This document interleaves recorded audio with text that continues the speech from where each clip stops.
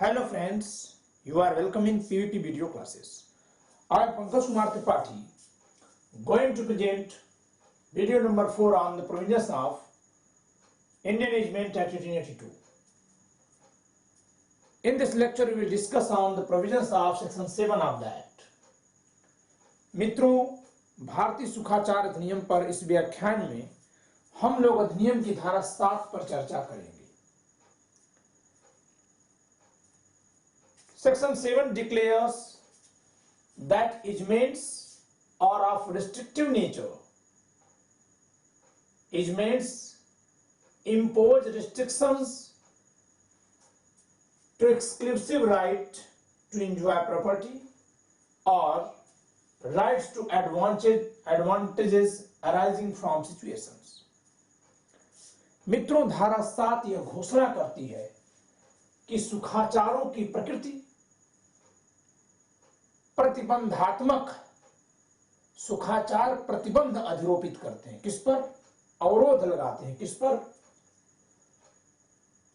किसी संपत्ति के अनन्य उपभोग के अधिकार पर या संपत्ति की उस स्थिति से जो फायदा पाने का अधिकार है उस पर.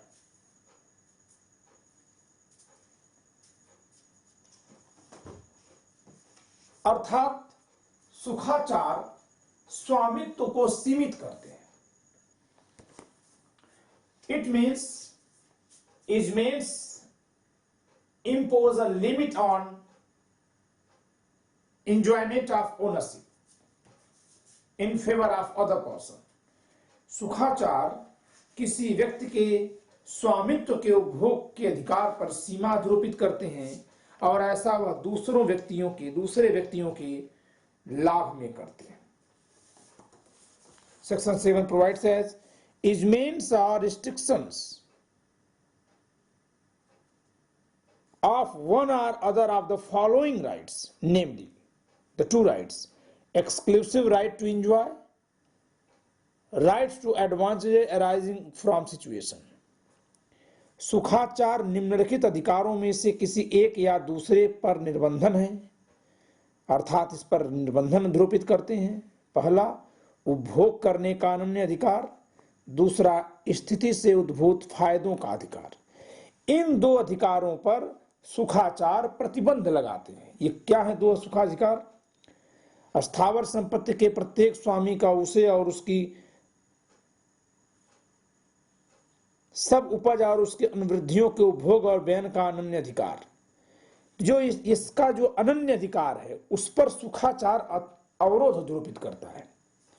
इसी प्रकार स्थावर संपत्ति के प्रत्येक स्वामी का उसकी स्थिति से उद्भूत प्राकृतिक फायदों का किसी अन्य द्वारा विघ्न के बिना उपभोग करने का अधिकार. ये जो बिना विघ्न के उपभोग का अधिकार है इसको भी सुखाचार सीमित करते हैं. Easements provides restrictions on exclusive right to enjoy property or on rights to advantages arising from situation. The concept behind the provision laid down in this section is that no one can enjoy ownership of a property absolutely. Every ownership is subject to rights of other person which must be covered during enjoyment of ownership of his own property.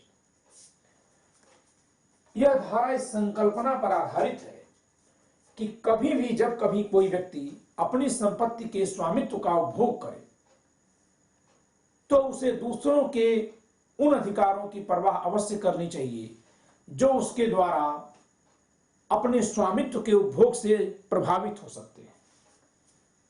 Like suppose here that this is piece of land, a field.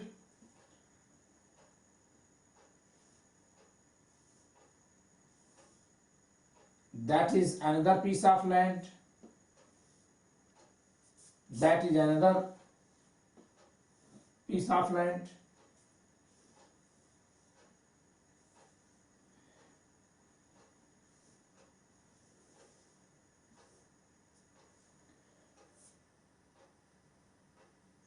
A, B, C, D, E, and F. These are owners of the pieces of land. Naturally, the rainwater flows from here, from A's land to B's land, E's land, F's land, D's land, C land. This is natural flow of rainwater. No one can pollute the water when it is flowed from his property. इनमें से किसी का भी यह अधिकार नहीं है कि जब उसकी जमीन से पानी बह रहा हो उस समय उसे प्रदूषित करे. So enjoyment of his ownership is subject to not damage others' right of enjoyment of their own ownership. किसी भी व्यक्ति के स्वामित्व के उपभोग का अधिकार दूसरे के स्वामित्व के उपभोग के अधिकार में बाधा न डालने तक सीमित है. It means F has right, managemental right, to get pollution-free water from A, B, C and D's land. यहां F का सुखाचार है कि A, B, C और D के जमीन से प्रदूषण मुक्त पानी ही उनके पास आए, यानी उनके द्वारा प्रदूषित करके न भेजा जाए. In the same way, air blows from this side to this side. Air, the blowing of air. F, C, D, E, B cannot pollute air which may affect the others. Okay? It means they have no right to enjoy their property and pollute the air blowing from their land. अर्थात जिस किसी के जमीन से हवा जा रही है होते हुए उसका अपनी भूमि के अपनी जमीन के उपभोग का अधिकार इतना विस्तृत नहीं है कि वह उसे प्रदूषित कर दे जिससे कि दूसरों को नुकसान हो. It means though all have right to enjoy their ownership, they all have right to enjoy the land subject to their ownership exclusively, but having care to not affect the other's regimentary right. It means easement imposes restriction upon enjoyment of their own ownership.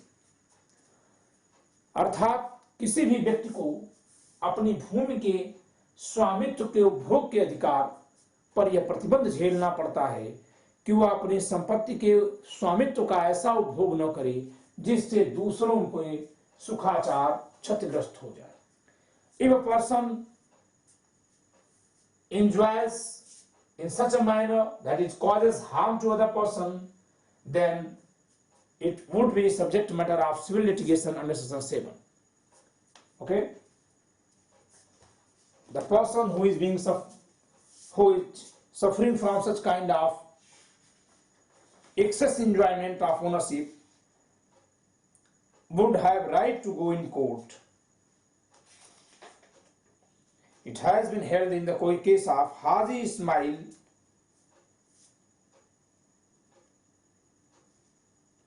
versus the Histories of the Harbour of Madras. Haji Ismail बनाम the histories of the harbour of Madras के मामले में निर्णित किया गया कि यदि कोई व्यक्ति दूसरे के द्वारा अपनी संपत्ति के भूमि पर कुछ ऐसा किए जाने से पीड़ित है कि जिससे उसका सुखाचार क्षतिग्रस्त हो जाता है तो वह उस दूसरे व्यक्ति के विरुद्ध वाद ला सकता है, धारा 7 के अधीन सिविल वाद ला सकता है. Okay?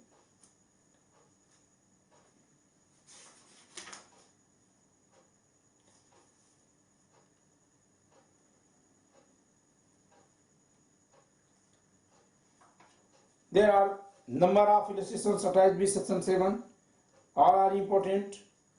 It means all the rights which have been illustrated through this illustration are subject to the restrictions imposed by easement. ये जितने भी अधिकार यहाँ दृष्टांत के रूप में दर्शाए गए हैं, इन सभी अधिकारों का उपभोग उस संपत्ति के विरुद्ध जिस दूसरे को सुखाचार प्राप्त है उसके अधीन किया जाएगा. Okay, the first A, the exclusive right of every owner of land in a town to build on such land subject to any municipal law for the time being in force. Okay, there is restriction on exclusive right of every owner of land in a town to build on such land to not affect the other's easement. हर एक व्यक्ति का अधिकार है कि वो अपनी संपत्ति पर जैसा चाहे वैसा निर्माण करे, किसके अधीन रहते हुए? निर्माण संबंधी विधि के अधीन रहते हुए. परंतु यदि किसी दूसरे को सुखाचार प्राप्त है तो वह अपनी संपत्ति पर जो अपनी इच्छा अनुसार निर्माण का अधिकार रखता है वो सीमित हो जाता है. Second is the right of every owner of the land that the air passing thereto shall not be unreasonably polluted by other person. Okay, the right of every owner of a house that his physical comfort shall not be interfered with material or and unreasonably by noise or vibration caused by any other person. The right of every owner of land to so much light and air as pass vertically thereto. सीधी प्रकाश की सीधी किरणें जो किसी की भी जमीन पर आती हैं उसे छीनने का अधिकार किसी को नहीं है. क्यों? अर्थात कोई व्यक्ति अपनी संपत्ति का ऐसा उपभोग नहीं कर सकता कि वह दूसरों की जमीन पर सूरज की सीधी किरणों को आने से रोक दे. ठीक है.